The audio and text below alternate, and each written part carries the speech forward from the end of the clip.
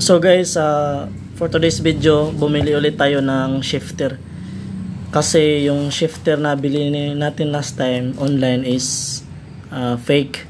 Suddenly it's fake. So at this time, bumili tayo ng original.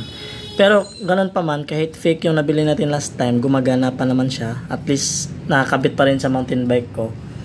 Ito reserva lang, just in case masira yun. At least may dudukutin natin agad pampalit. So naka-bubble wrap naman siya. Wala siyang box, pero naka-bubble wrap naman.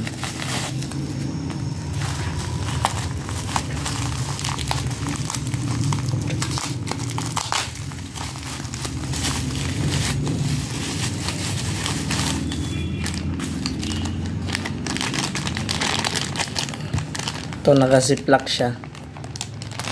Tapos may kasama na siyang kable. So ano nga ba yung palatandaan ng original? Isa sa palatandaan ng original is ito. Made in Indonesia. Tapos may parang code siya. Yan. SLM315 mga ganan. Isa yan sa palatandaan sa original. Base din yan sa nakita ko sa video sa YouTube lang din. Tapos saan pa ba yan? Parang yun lang yata. Tsaka yung play niya guys, maganda yung play niya. Yan o.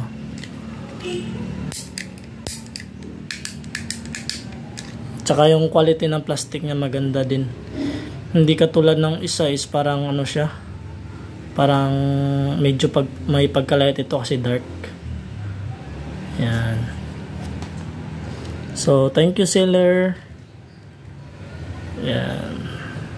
Reserva natin to pag nasira yan. Thank you guys for watching this video. Bye bye.